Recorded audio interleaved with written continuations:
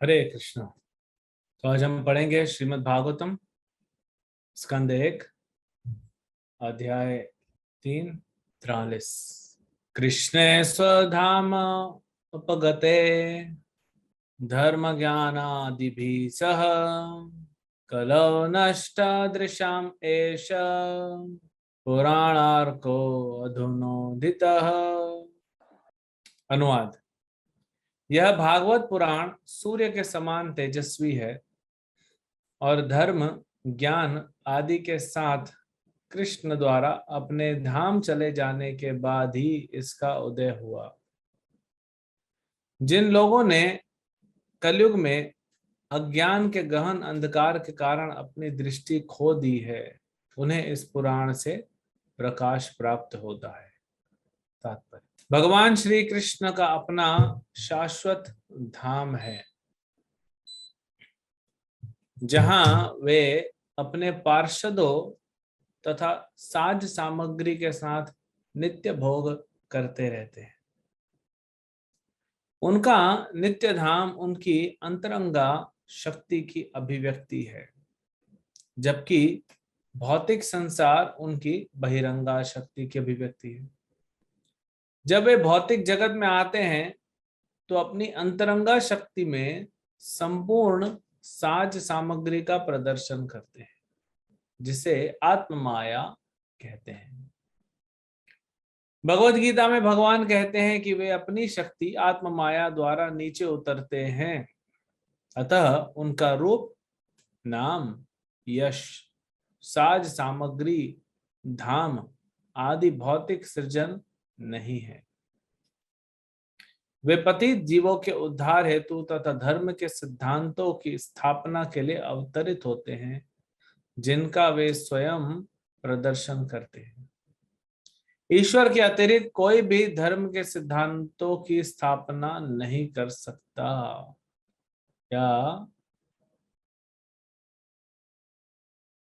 या तो उनके द्वारा शक्ति संचारित किया गया सुयोग व्यक्ति ही धर्म की संहिता का नियमन कर सकता है। वास्तविक धर्म का अर्थ है ईश्वर को जानना, ईश्वर के साथ अपने संबंध को तथा उनके प्रति अपने कर्तव्य को जानना, और जब यह भौतिक शरीर छूटे तो अपने अंतिम गंतव्य को जान लेना।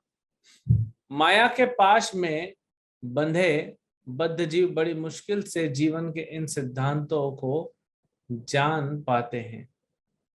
उनमें से अधिकांश पशुओं की तरह खाने, सोने, अपनी रक्षा तथा मैथुन में लगे रहते हैं।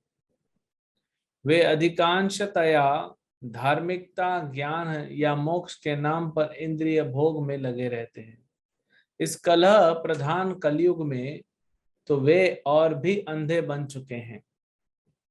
कलयुग में सारी जनता पशुओं की राजसी संस्करण बनी हुई है। उन्हें आध्यात्मिक ज्ञान या दैवी धार्मिक जीवन से कोई सरोकार नहीं है। वे इतने अंधे हैं कि उन्हें सूक्ष्म मन, बुद्धि या अहंकार के आगे कुछ भी नहीं दिखता, लेकिन वे ज्ञान, विज्ञान तथा भौतिक संपन्नता में प्रगति के प्रति अत्यंत गर्व का अनुभव करते हैं। वे इस शरीर को त्यागने के बाद कुकर, प्रेशर कुकर नहीं, कुकर मतलब कुत्ता, कुकर या शुकर, शुकर मतलब सुअर बनने के लिए तैयार हैं, क्योंकि उन्होंने जीवन के चरम लक्ष्य की दृष्टि से ओझल कर रखा है। भगवान श्री कृष्ण कलयुग का प्रारंभ होने से कुछ काल पूर्व हमारे समक्ष प्रकट हुए थे, और कलयुग के प्रारंभ होते ही वे अपने दिव्य धाम को वापस चले गए। जब तक वे उपस्थित थे, उन्होंने अपने कार्यकलापों से सब कुछ कर दिखलाया। उन्होंने विशेष रूप से भगवत गीता का प्रवचन किया और धर्म के सारे बनावटी नियमों का निर्मूलन किया। इस भौतिक जगत से अपने प्रयाण के पूर्व उन्होंने नारद के माध्यम से श्री व्यास देव को श्रीमद् भागवत का संदेश संकलित करने का अधिकार प्रदान किया। इस प्रकार भगवत गीता तथा श्रीमद् भागवत ये दोनों ग्रंथ इस युग के अंधे लोगों के लिए प्रकाश स्तंभ की भांति हैं। दूसरे शब्दों में, यदि इस कलयुग के लोग जीवन के वास्तविक आलोक को देखना चाहते हैं तो उन्हें इन दोनों ग्रंथों की शरण लेनी चाहिए। इससे उनका जीवन लक्ष्य पूरा हो जाएगा। भगवत गीता भागवत का प्रारंभिक अध्ययन है।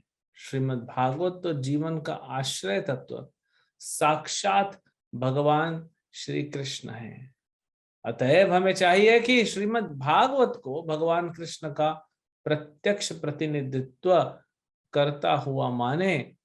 जो श्रीमद् भागवत को देखता है वह साक्षात श्री कृष्ण को देखता है, वे अभिन्न है।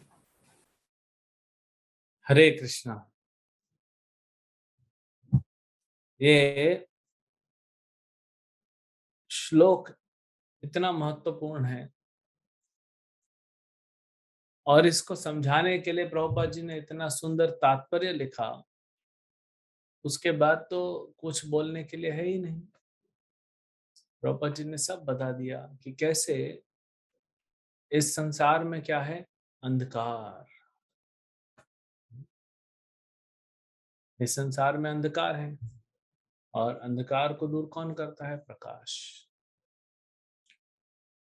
तो शौनक आदि ऋषियों ने प्रश्न पूछा था सुत गोस्वामी से कि प्रभु, जब भगवान श्री कृष्ण अपने धाम को चले गए, कि धराधाम पे लीला करके,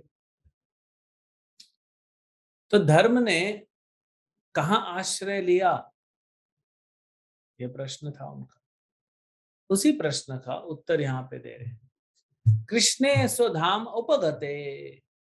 उपगते मतलब चले गए, वापस चले गए।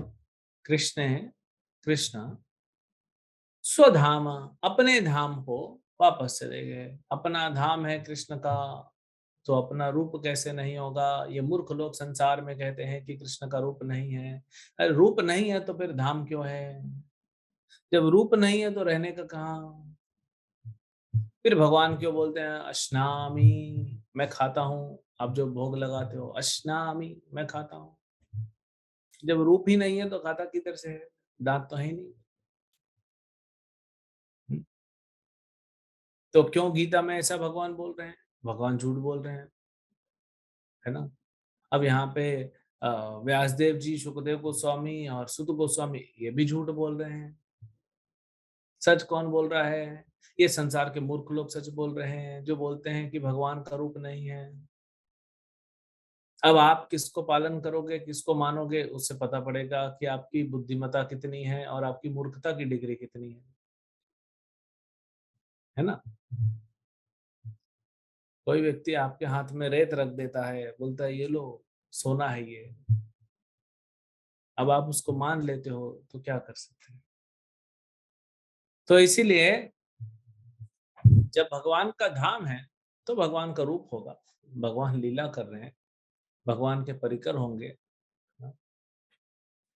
सब होगा ना। तो जब कृष्ण अपने धाम को लौट गए तो धर्म धर्म ज्ञान आदि भी सह, धर्म जो है ज्ञान आदि भी सह, ज्ञान के साथ और भी जितने होंगे, कर्म ज्ञान ध्यान आदि भी, ज्ञान आदि भी सह, उनके साथ धर्म कहाँ गया था। तो भगवान बता, या सुत गोस्वामी बता रहे, जब भगवान अपने धाम को चले गए तो ये धर्म है और धर्म के ही पार्षद हैं ज्ञान ध्यान कर्म आदि भी। ये सब कहाँ गए। कलयुग में उन्होंने कलौ नष्ट दृश्यम एष,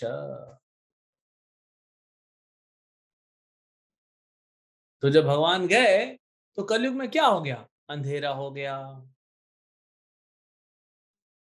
फिर भगवान को चिंता भी तो हुई, हमारे बच्चे वहां पे रहते हैं, पूरा लाइट कैसे बंद कर दिया। कोई छोटा बच्चा, माँ बाप सुलाते हैं, कभी माँ बाप को बाहर जाना होता है तो बच्चे को सुला देते हैं। 1.5-2 साल का है, घर में अकेला छोड़ के जा रहे हैं वैसे ही, है? तो फिर लाइट तो चालू रखते हैं, लाइट बंद कर दिए, बच्चा डर जाएगा अंधेरे में, तो फिर आप लाइट चालू करते हैं। या तो आप रहें तो लाइट नहीं भी तो ठीक है, बच्चे को पता है कि माँ है, बाप है, वो है। तो भगवान जब हैं स्वयं तो वैसे ही प्रकाश आता है। भगवान नहीं है तो फिर कैसे अंधकार में हमको मिलेगा? तो पुराण आर्को अधुनोदितः, पुराण, ये पुराण, इदम पुराणम, ये पुराण जो है श्रीमद् भागवत, अर्को, ये कैसा है? ये अर्को मतलब सूर्य के समान प्रकाशमान है। जैसे सूर्य पूरे ब्रह्मांड को प्रकाश देता है, वैसे ही श्रीमद् भागवत सूर्य के समान प्रकाशमान है। एक्चुअली सूर्य से ज्यादा प्रकाशमान है, क्योंकि सूर्य तो बाहर का अंधकार दूर करते हैं। जैसे मान लीजिए हम यहाँ बैठे हैं, यहाँ तो सूर्य की रोशनी नहीं आ रही, आर्टिफिशियल लाइट लगी, लेकिन भागवत तो यहाँ पे भी है। और भागवत के श्लोक हम जब पढ़ते हैं, जब सुनते हैं, तो हमारे अंदर हृदय में, जो हृदय में छोटी छोटी गलियां हैं, वहां अंधेरा है, जहां सूर्य की रोशनी नहीं पहुंचती है। लेकिन श्रीमद् भागवत का प्रकाश वहां पहुंचता है हमारे हृदय में। जब कोई स्त्री गर्भवती होती है तो उसके बच्चे के पास सूर्य का प्रकाश कभी नहीं पहुंच सकता, अंदर नहीं जाता है प्रकाश। लेकिन वो माता भागवतम पढ़ती है, भागवतम सुनती है जो गर्भवती है, तो बच्चे को भागवत का प्रकाश मिल रहा है। बड़े दुख की बात है, दुर्भाग्य की बात है कि आजकल की माताएं ये नहीं समझ रही हैं कि बच्चे को हरि नाम और हरि कथा गर्भ से ही मिलना चाहिए, उसका पालन पोषण इजी हो जाता है, भक्त बनता है। तो इसीलिए फिर कैसे कैसे बच्चे पैदा हो रहे हैं संसार में, शराब, नशा, ड्रग्स, कैसे कैसे देखो संसार में लोग पैदा हो रहे हैं। क्यों? क्योंकि भागवत नहीं सुन रहे हैं, हरि कथा नहीं सुन रहे हैं। गर्भ से ही सुनाना चालू करना चाहिए।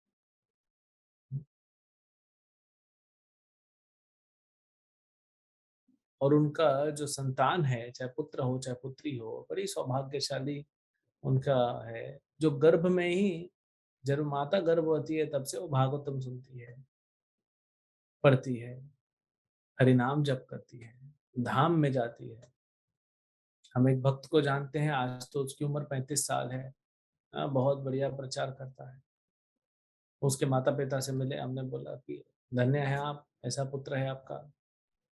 हाँ, बोले प्रभु जी, धन्य तो गुरु और कृष्ण है, यानी गुरु और कृष्ण को धन्यवाद देना चाहिए। और वो बता रही थी माता जी कि जब ये हमारा बेटा गर्भ में था, हाँ, तो हम रेगुलर धाम जाते थे, गोवर्धन परिक्रमाएं लगाते थे, हरि कथा हरि नाम तो करते ही थे, परिक्रमा भी लगाते थे। तो बच्चे पे वो प्रभाव दिखता है। तो इसीलिए ये जो सूर्य है, ये सूर्य से भी ज्यादा प्रकाशमान है श्रीमद् भागवतम, क्योंकि श्रीमद् भागवतम पूर्णतया आध्यात्मिक है। लेकिन हमको समझाने के लिए, हाँ, कि सूर्य जैसे है, इसीलिए पूर्णार को, पुराणार को, मतलब प्रकाशमान है। हाँ, अधुना उदितः, अधुना मतलब अभी, उदितः उदित हुआ है। कब उदित हुआ श्रीमद् भागवत? अभी भगवान गए, कुछ समय बाद सुखदेव गोस्वामी जी ने भागवत को उदित किया जनता के लिए। जैसे वैक्सीन आया, पहले हेल्थ केयर वालों के लिए रिलीज हुआ, फिर पब्लिक के लिए रिलीज हुआ, तो ऐसे ही श्रीमद् भागवतम पहले प्राइवेट पार्टीज में चलता था। भक्तों के लिए वही पार्टी है जहाँ भागवत कथा हो रही है। और फिर पब्लिक के लिए सुखदेव गोस्वामी ने बोला आप पब्लिक वर्जन रिलीज करो, वर्जन तो वही है, अब पब्लिक के लिए रिलीज करो। तो हम लोगों पर कृपा करके सुखदेव गोस्वामी ने ये भागवतम रिलीज किया। कब हुआ? अभी। सुखदेव गोस्वामी बोलते अभी तो सुन के आ रहा हूँ, बस वही रिलीज हुआ है, अभी आया हूँ यहाँ से, है ना। और फिर प्रभुपाद जी बताते हैं बड़े सुंदर तरीके से कैसे कलयुग में सब अंधकार ही अंधकार है, किसी को कुछ नहीं पता है, कुछ भी नहीं पता है। इसीलिए श्रीमद् भागवत प्रकट हुआ है। देखिए अंधकार का मतलब क्या होता है और भागवत कैसे उजाला कर रहा है। अंधकार का मतलब होता है अज्ञानता। अंधकार का मतलब है अज्ञानता।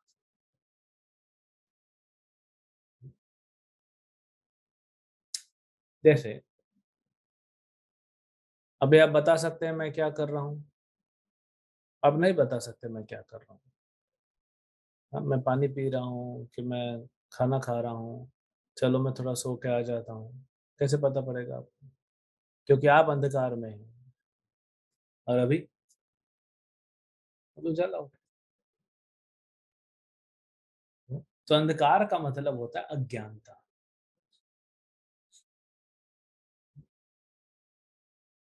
जब पूरा अंधकार हो जाए तो कुछ दिख नहीं रहा है। जब आप कमरे में घुसते हैं पूरा अंधेरा है, किसी नए कमरे में घुसते हैं, किसी दूसरे घर में जाते हैं, तो अब बटन भी आपको पता नहीं पड़ता। मोबाइल अगर नहीं लाए हैं अपने जेब में तो ढूंढते रहते हैं कहाँ है बटन, दीवार पे होगा, दरवाजे के आसपास। तो अंधेरा मतलब, अंधकार मतलब अज्ञानता। तो बाह्य रूप से तो हम अंधे नहीं हैं, आप सब देख सक रहे हैं, लेकिन आंतरिक रूप से हम सब अंधे हैं, सभी अंधे हैं हम। क्यों? क्योंकि अज्ञानता है। और क्या अज्ञानता है? इस संसार में, संसार को हम भोगना चाहते हैं, इस संसार में हम सुखी होना चाहते हैं, ये अज्ञानता है। तो क्या सुखी होना गलत है? नहीं, सुखी होना गलत नहीं है, लेकिन सही जगह पे सही सुख ढूंढना वो बुद्धिमान है। तो ये अज्ञानता को कैसे दूर करेंगे? हम्म? ये अज्ञानता को हम दूर करेंगे श्रीमद् भागवत से। इस पे प्रभुपाद जी जोर दे रहे हैं। तो इसीलिए भागवतम रोज पढ़ना चाहिए, डेली। आप में से कुछ भक्त साधना कार्ड में देखता रहता हूँ रेगुलर, बहुत अच्छा सुंदर डेली पढ़ते हैं, डेली। कुछ भी हो जाए हम पढ़ना नहीं छोड़ते। कुछ भक्त हैं जो कभी कभी अमावस्या और पूर्णिमा के दिन पढ़ लेते हैं। आज अमावस्या है, चलो कुछ दान तो नहीं कर रहे हैं, जेब खाली है, चलो भागवत ही पढ़ लेते हैं। कुछ भक्त है जो फिर जन्माष्टमी, रामनवमी, गौर पूर्णिमा ऐसे पढ़ लेते हैं, चलो। कुछ भक्त हैं जो सिर्फ 29 फरवरी को ही पढ़ूंगा ऐसा व्रत लिया है। 4 साल में एक बार 29 फरवरी आएगी, उसी दिन भागवत पढ़ूंगा। हाँ, तो फिर काम कैसे चलेगा बताइए? कैसे अंधकार मिटेगा हमारे जीवन का? कैसे दुख मिटेगा? दुख ये नहीं है कि आपके पास किसी चीज की कमी है, क्योंकि कमी है नहीं। दुख ये है, पहला तो आप भौतिक संसार में हो, तो वापस जाने से, यहाँ से बाहर निकलना है, उसके लिए भागवत रास्ता है। दुख ये है कि आपको पता नहीं आप कौन हो।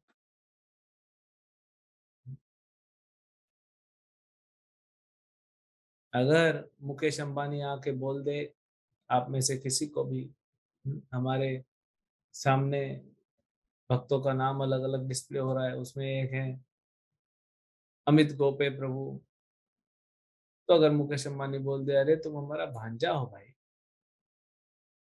मामा बैठा है, तुम चिंता क्यों करते हो? तुरंत क्या होगा? जब कल अमित प्रभु आएंगे भागवतम सुनने के लिए, तो बढ़िया टोपी, महंगा घड़ी, कोट सूट बूट पहन के बढ़िया हाईटेक, वो पूरा बदल जाएगा। लेकिन पता नहीं है कि मुकेश अंबानी इसका मामा है, इसीलिए बेचारा संसार में दुखी दिख रहा है। वो क्या, सभी का वही हालत है। वो बात अलग है कि मामा भी दुखी है। तो हमको पता नहीं है कि हम भगवान के बच्चे हैं, यह सबसे बड़ा अंधकार है। पहले तो इस भौतिक संसार में, उसके बाद ये भी नहीं पता है ना कि भगवान के बच्चे हैं हम। हम्म? अब अरे हमारा जो बाप है वो सबका बाप है। दुनिया में ऐसा कोई बाप नहीं है कृष्ण जिसका बाप ना हो। और हम लोग क्या है, इधर इधर इधर मस्का मारते हैं, इधर इसको खुश करते हैं, उधर खुश करते हैं, लेकिन कृष्ण के लिए कुछ नहीं करते। अरे थोड़ा कृष्ण को प्रसन्न करके देखो। लेकिन उसके पहले तो संबंध समझना पड़ेगा। तो ये श्रीमद् भागवतम हमें बताता है कि हमारा भगवान के साथ संबंध क्या है। सिर्फ इतना पता पड़ जाए कि भगवान कृष्ण हमारे पिता हैं और लक्ष्मीपति हैं, तो भौतिकवादी व्यक्ति जो होगा ना, वो भी सोचेगा अरे कहाँ मैं इधर मजदूरी कर रहा हूँ। हाँ? हमारे माता पिता इतना कोई कोई कैलकुलेशन नहीं है कि लखपति है कि करोड़पति है, अरबपति है कि खरबपति है। हाँ? अरे भाई वो लक्ष्मीपति है। हाँ? सबका पति है। भागवत में एक श्लोक आता है, श्रीयपति, हाँ, सातोताम पति। सबके पति कौन है? कृष्ण है। क्योंकि सभी ने आश्रय, चाहे धर्म हो, चाहे सारे जीव हो, चाहे धन हो, चाहे लक्ष्मी हो, चाहे ब्रह्मा विष्णु महेश हो, चाहे दूसरे देवता हो, सभी ने आश्रय कहाँ लिया है? कृष्ण के चरणों में। तो पति मतलब जो हमें आश्रय देता है, उसको कहते हैं पति। तो हमको ये नहीं पता कि हमारे हम हमारा संबंध क्या है भगवान से, तो वो भी कौन बताएगा? भागवत बताएगा। तो इसीलिए श्रीमद् भागवत हम जब पढ़ेंगे तो ये अंधकार दूर होगा। जब अंधकार दूर होगा तो दुख दूर हो जाएगा। देखिए जब अंधकार होता है तो डर लगता है। आप कहीं भी रहते होंगे, जहां जहां आपका घर होगा, दिन में तो आप कहीं भी निकल जाएंगे, लेकिन रात को डरेंगे। सबको डर लगता है, कहीं खड्डे में गिर ना जाए, कहीं सांप ना निकल जाए। हाँ?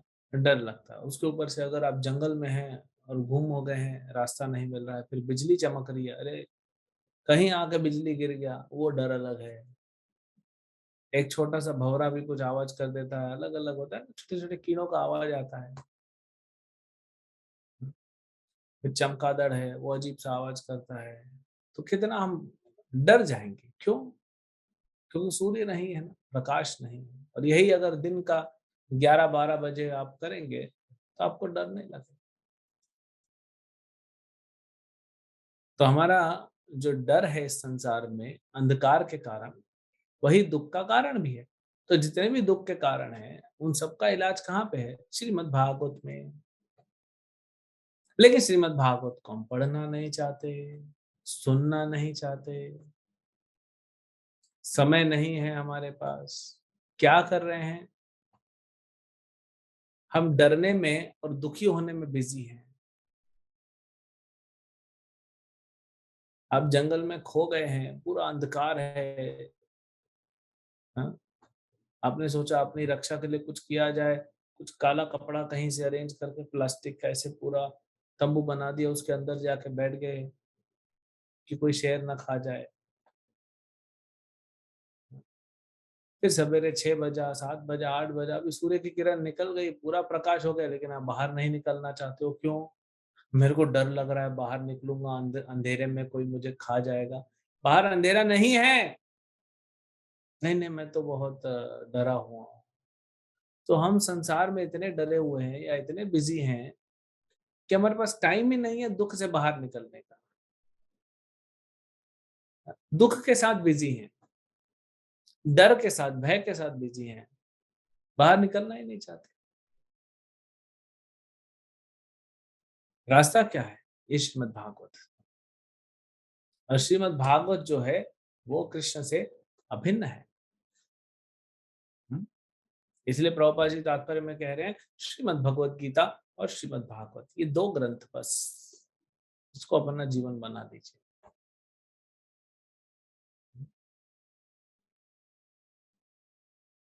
यही दो बस अपना जीवन बना लीजिए। रोज पढ़िए, रोज भागवतम पढ़िए, रोज भगवत गीता पढ़िए। ये दोनों कृष्ण ही हैं। भगवत गीता भगवान की वाणी है, भगवान से अभिन्न है, और भागवत भगवान की लीलाओं का वर्णन है भक्तों के साथ।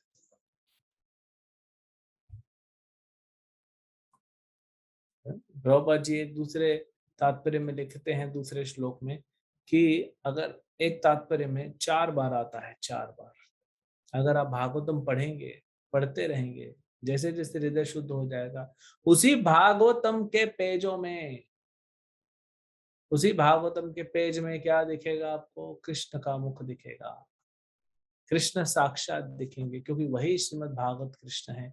आज हम नहीं पहचान पा रहे हैं, हाँ, क्योंकि हम बद्ध हैं, हम अंधकार में हैं।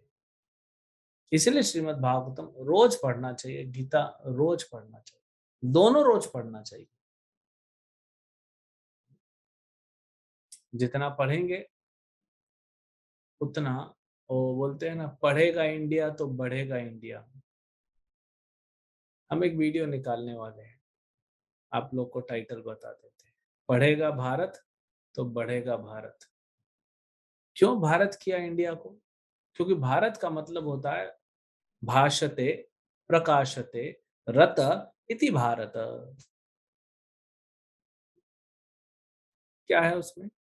जो प्रकाश फैलाता है वही भारत है, या जो प्रकाश फैलाने में लगा हुआ है वही भारतीय है। तो जब भगवत गीता और भागवतम पढ़ेगा तभी तो बढ़ेगा। तो ये होना चाहिए, पढ़ेगा भारत बढ़ेगा भारत। और क्या पढ़ेगा? भगवत गीता और भागवत, क्योंकि यही भारत की संस्कृति है, यही भारत की असली ट्यूबलाइट है, पावरफुल बल्ब है जो उजाला कर देगा पूरे संसार में। आज भागवत नहीं पढ़ रहे हैं लोग संसार में, इसलिए दुखी हैं।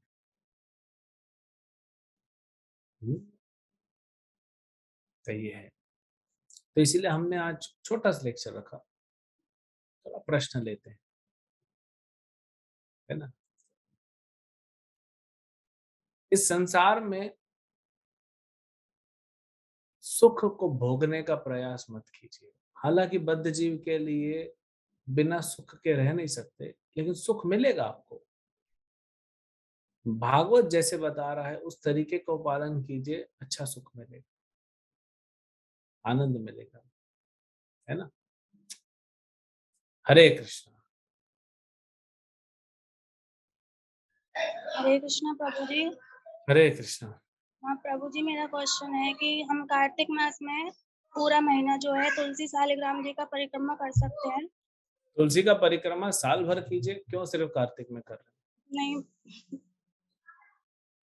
वो ठीक है, लेकिन प्रभु जी कार्तिक मास का थोड़ा। जब आप पूरा साल कर रहे हैं तो कार्तिक पूरे साल में आता है कि अलग से आता है?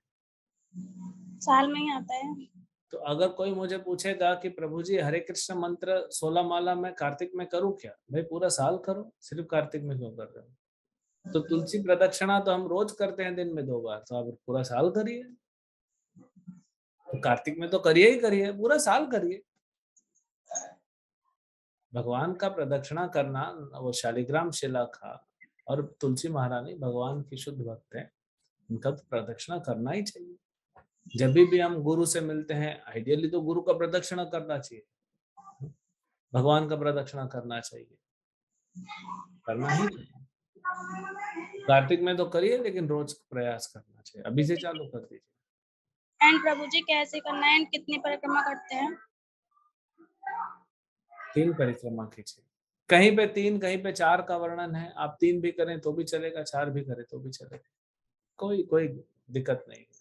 And Prabhu ji second question मेरा ये है कि जैसे कि हमारा जो है प्रीचिंग का बहुत मन होता है, लेकिन कभी-कभी मन में ये डर रहता है कि अभी हम जो है अभी जैसे कि सामने से कोई क्वेश्चंस होते हैं तो उनको फेस नहीं कर पाते, तो ये रहता है कि सामने वाले के मन में कोई डाउट रह जाता है।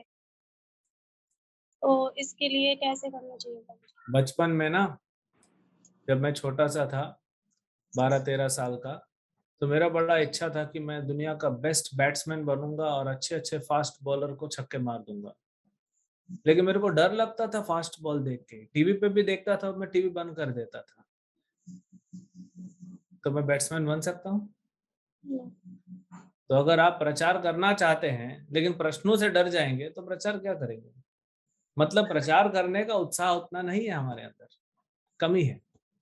ठीक है, प्रश्न से डरना क्या है? ज्यादा में ज्यादा क्या होगा, कोई व्यक्ति आपसे प्रश्न पूछेगा, आप नहीं बता पाओगे, तो बोल दीजिएगा प्रभु जी मैं अभी ट्रेनिंग ले रही हूँ, मुझे इतना अभी नहीं पता, मैं पूछ के अपने वरिष्ठ से आपको बता दूंगी। लेकिन उसमें हमको लगता है नहीं, मेरा इज्जत का क्या, मैं इतना बड़ा प्रचारक हूँ, मैं आंसर नहीं दे पाया, वो प्रॉब्लम होता है। प्रॉब्लम डर, क्वेश्चन से क्या डरना है? डर लगता है कि हमारा इज्जत का गड़बड़ हो जाएगा, लोग क्या सोचेंगे। सॉरी मैं थोड़ा खुला बोलता हूँ, लेकिन ये भी एक कारण हो सकता है। मैं नहीं बोल रहा आपके केस में यही कारण है, लेकिन ये एक कारण हो सकता है। तो अगर प्रचार करने की इच्छा है और डर रहे हैं रिजल्ट से डरेगा तो कुछ नहीं कर पाएगा। कोई बच्चा स्कूल नहीं जा पाएगा, सारे लोग स्कूल से बाहर आ जाएंगे, क्योंकि स्कूल जाते ही पता है 1 साल बाद एग्जाम आने वाला है, 6 महीने बाद एग्जाम आने वाला है, 3 महीने बाद, आजकल तो हफ्ते हफ्ते में यूनिट टेस्ट होने लगी है। तो अगर वो रिजल्ट से डरेगा तो एग्जाम ही नहीं दे पाएगा, और एग्जाम नहीं देगा तो पढ़ने का क्या फायदा, फिर क्यों स्कूल का फीस भरे, घर में बैठो। तो प्रचार करने का इच्छा है तो प्रचार करिए, डरिए मत। ज्यादा में ज्यादा आप 1-2 क्वेश्चन का आंसर नहीं दे पाएंगे, आप बोल दीजिएगा आपका क्वेश्चन बहुत अच्छा है, मैं आंसर पता करके आपको बता दूंगी, फिर आप आंसर पूछ लीजिए, वही क्वेश्चन आप पूछ लीजिए, आपको आंसर मिल जाएगा, बता दीजिए। हमको कई बार हम भागवतम देते हैं, कुछ भक्त कुछ क्वेश्चन पूछ लेते हैं, आंसर नहीं आता, ठीक है भाई, पता करके बता देंगे। हाँ, अब भगवान थोड़ी हूँ मैं कि मुझे सब कुछ पता होना चाहिए। हाँ, तो हमको सब कुछ पता होगा ऐसा नहीं होगा ना। And Prabhu ji last question और है, मेरे से किसी ने पूछा था कि मैं मतलब उसे ऐसे ही बता रही थी कि परम भगवान हमारे जो है स्वयं कृष्ण है एंड बाकी सब देवता हैं। तो उन्होंने कहा कि अगर कृष्ण परम भगवान है और सब देवता हैं तो गिरिराज जी कौन है? गिरिराज जी भगवान है, लिखा है, गोपियों ने भागवत में कहा है, हरिदास वर्य, भागवत में हरिदास वर्य भी कहा है, हरि भी कहा है। तो गोवर्धन जी कृष्ण भी हैं और कृष्ण के भक्त भी हैं। ओके, हरे कृष्ण। हरे नेक्स्ट। कृष्ण। हरे कृष्णा प्रभु जी। हरे कृष्णा। प्रभु जी मेरा एक क्वेश्चन था कि जो कृष्ण भगवान है वो तो धराधाम पे आज से 5000 साल पहले आए थे, परंतु उसके पहले का जो समय है उस समय पे लोग गोलोक धाम वृंदावन कैसे जा पाते थे वापस? भक्ति करके। तो उनको पता था कि कृष्ण गोविंदम आदि पुरुषम के कृष्ण ही परम भगवान है, बिल्कुल पता था। पर भागवतम तो उस समय तक प्रकट नहीं हुआ था ना। भागवतम प्रकट हो चुका था। वो तो व्यास देव जी ने लिखा था फिर भागवतम तो। हाँ, तो बाकी शास्त्रों में नहीं है क्या कि कृष्ण भगवान है? बाकी शास्त्रों में भी लिखा है ना, ये तो एक्सक्लूसिव है भागवतम, बाकी शास्त्रों में तो है ही ना। ठीक है प्रभु जी, धन्यवाद प्रभु जी, ये क्या धन्यवाद। होता है ना, नित्य शाश्वत लीला, ये गोल चक्कर चल रहा है, सतयुग द्वापर युग, त्रेता युग, कलयुग, फिर ऐसे सतयुग, ऐसे चलता रहता है। तो महान संतों का, नारद मुनि तो पहले भी थे, ब्रह्मा जी तो पहले भी थे, शिव जी पहले भी थे, तो लोग प्रचार करते थे कृष्ण का। हाँ? भगवान रामचंद्र के कुल में कृष्ण का ही विग्रह का पूजा होता था, महाराज दशरथ कृष्ण का ही पूजा करते थे। राम तो उनका बेटा है, तो भगवान किसको मानते थे? कृष्ण को। ठीक है, नेक्स्ट। Thank you. ओके, वंदना माता जी, लास्ट क्वेश्चन। हरे कृष्ण प्रभु। हरे कृष्ण। प्रभु जी मैं पूछ रही थी कि सुख की क्या परिभाषा है? सुख की क्या परिभाषा है? देखिए, भौतिक सुख उसे कहा जाता है जब दुख की कमी हो जाए तो उसको सुख कहते हैं। जैसे शरीर में ऑक्सीजन की कमी हो जाए तो उसको क्या कहते हैं? प्लेटलेट्स की कमी हो जाए तो डेंगू कहते हैं। तो ऐसे ही हमारे जीवन में जब दुख की कमी हो जाती है तो उसी को सुख कहते हैं। तो दुख की कमी होने नहीं चाहिए हमारे जीवन में, है ना। हम दुख की कमी करना चाह रहे हैं तो ये भौतिक सुख है। आध्यात्मिक सुख नहीं बोला जाता है, उसको आनंद बोला जाता है। वो शब्द आनंद है। वो आनंद क्या है? वो इस सुख और दुख से परे है। संसार में आप किसी भी भौतिक स्थिति में रहे, आपके पास पैसा है नहीं है, खाना है नहीं है, घर है नहीं है, कोई परिवार है नहीं है, आप कहाँ रह रहे हैं, उससे कोई फर्क नहीं पड़ता। ये सब भौतिक चीजें हैं। जब हमारा मन, हमारा आत्मा, यानी हम भगवान की भक्ति में जैसे जैसे आगे बढ़ेंगे तो भगवान से इतना स्ट्रॉन्ग कनेक्शन हो जाएगा हमारा कि भौतिक चीजों का कोई प्रभाव नहीं रहेगा। तो सुख और दुख का कोई प्रभाव नहीं रहेगा। सिर्फ मन को जीत लेंगे। भगवान गीता में क्या कहते हैं? हाँ? जितात्मनः प्रशांतस्य परमात्मा समाहितः शीतोष्ण सुख दुःखदा तथा मान अपमानयोः। जिसने मन को जीत लिया वो प्रशांत हो गया। शांत नहीं, प्रशांत। स्पेशल प्र जब शब्द जुड़ जाता है तो वो विशेष हो जाता है। विशेष रूप से वो शांत हो गया क्योंकि मन को जीत लिया। परमात्मा समाहित, और परमात्मा तो उसके मिल गए। जिसने मन को जीत लिया परमात्मा उसको हो गए समझ। फिर क्या होगा? शीतोष्ण, न सुख न ठंडी न गर्मी, सुख दुख, न सुख न दुख, मान अपमान, ये सब में वो बराबर रहेगा। आज हमारा थोड़ा मान हो जाए तो कितना हमारा जो है कॉलर को चढ़ा लेते हैं, और अपमान हो जाए तो कितना बुरा लगता है, क्योंकि हमारा मन हमारे कंट्रोल में नहीं। इसीलिए सुख दुख मिल रहा है। जब भक्ति करेंगे, मन को विजय कर लेंगे, मन को जीत लेंगे हम लोग, तो फिर इस संसार में कोई मतलब नहीं, कुछ भी होता रहे। कई बार हमको लगता है वो हमारा छीन लिया, हमको ये मिलने वाला था पोजीशन पद छीन लिया। अरे राम को मिलने वाला था। शाम को राम को दशरथ ने कहा, राम ने तो नहीं मांगा, राम को बोला तुमको अयोध्या देंगे। आधी रात को बुला के बोल दिए तुम जाओ वन में जाओ, भोर होने से पहले, मंगल आरती से पहले पहले निकल जाओ। भगवान राम निकल गए। युधिष्ठिर महाराज राजा बने, अगले दिन उनसे जुआ खेली गई। जिस दिन राज्य बने थे अगले दिन जुआ खेली, खत्म, रोड पे आ गए, वनवास मिल गया। तो ऐसे बड़े बड़े दिग्गजों के द्वारा क्या सिखा रहे भगवान? अपने उदाहरण से भी सिखा रहे हैं, अपने भक्तों के उदाहरण से सिखा रहे हैं कि ये सब चीज को सीरियसली नहीं लेना चाहिए। संसार में चीजें जो है उसको सीरियसली लेते हैं ना। कौन व्यक्ति दुखी होता है आपको पता है संसार में? जो व्यक्ति संसार की चीजों को सीरियसली लेता है वही दुखी होता है। आप जितना संसार को, संसारी चीजों को, संसारी रिश्ते नातों को, संसारी बातों को, किसने क्या कह दिया, किसने नहीं कह दिया, किसने मुझे कैसे देखा, किसने नहीं देखा मुझे, जितना इन बातों को सीरियसली लेंगे उतना आप दुखी रहेंगे जीवन में। ये लिख लीजिए। यस। इसीलिए इससे विरक्त होना है। अब बोलने दो। किसी के पति ने कुछ बोल दिया, किसी की पत्नी ने कुछ बोल दिया, किसी के माँ बाप ने कुछ, किसी ने बच्चों ने बोल दिया। अरे अगर कोई माँ बाप है, बच्चों ने कुछ बोल दिया उल्टा सीधा, छोड़ दो। नहीं नहीं, सबके सामने हमारा बेइज्जती कर दिया, छोड़। ये मान अपमान है। क्यों कर रहे हो? क्योंकि आप सोचते हो कि हमारा बेटा है, ये हमारा बेटी है, ये हमारा रिश्ता है, ये पब्लिक, ये सब शरीर खत्म, सब खत्म, कोई याद नहीं रखेगा, सब भूल जाएंगे। लेकिन इतना आसान नहीं है।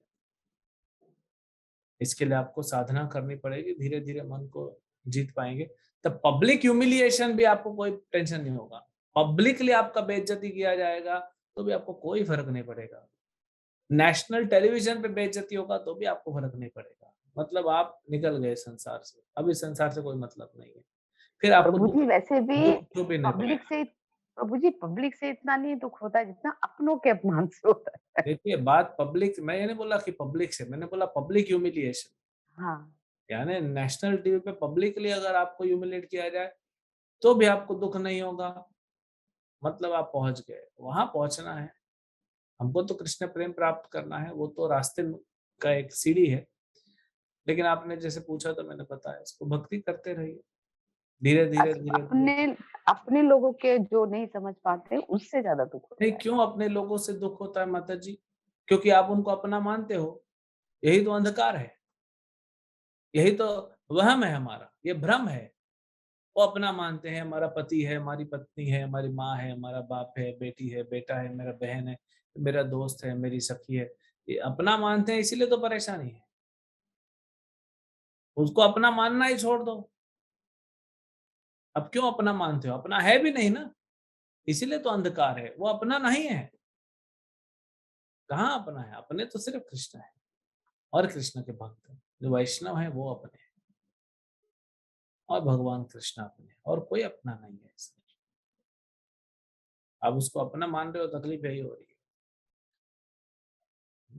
कोई व्यक्ति अपने भाई को अपना ना माने, रिलेशन रखे लेकिन अपना नहीं, फिर जब भाई दुख भी देगा, ठीक है, क्या कर सकते हैं, कर्म है, तो आप सह लोगे।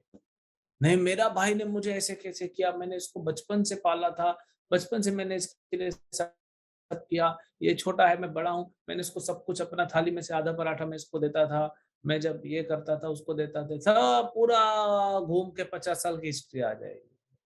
यानी आपने जो 50 साल किया अपनों के लिए, वो इसलिए किया कि आपके अपने आप को सलाम ठोके, इसलिए किया था। यस, उसीलिए किया था। है ना, ये भौतिक संसार है, हम उसीलिए ही करते हैं कि ये हमको, देखिए, बहुत सूक्ष्म है। हाँ? क्यों हम दूसरे के लिए करते हैं? कि वो ये व्यक्ति हमारी इज्जत करता रहे, वो व्यक्ति हमारा को सलाम करता रहे, वो व्यक्ति हम जब तकलीफ में हो तो हेल्प करे, चाहे वो बेटा हो चाहे माँ हो, कोई भी हो। महारानी कुंती ने प्रार्थना किया कृष्ण को, बोले पांडुषु वृष्णुषु, ये वृष्णियों से मेरा मायके से संबंध काट दीजिए, ये पांडवों से, मेरे पुत्र, ये ससुराल से मेरा संबंध, मेरा दोनों तरफ से प्रभु संबंध काट दीजिए, मुझे सिर्फ आपसे मतलब और किसी से मतलब नहीं। ये संबंध जब तक है तब तक परेशान है, लेकिन संबंध छोड़ना नहीं है, बट विरक्त हो जाना है अंदर से, बाहर से दिखाने के लिए चला नहीं दो। जैसे आप फ्लाइट में जाते हैं तो air hostess, good morning sir, good morning ma'am, welcome, thank you, उसको कोई मतलब नहीं है, वो मुस्कुरा रही है, आपसे कोई प्रेम नहीं है उसको, उसको सिर्फ पैसे से प्रेम है, इसीलिए वहां पे पैसा मिल रहा है।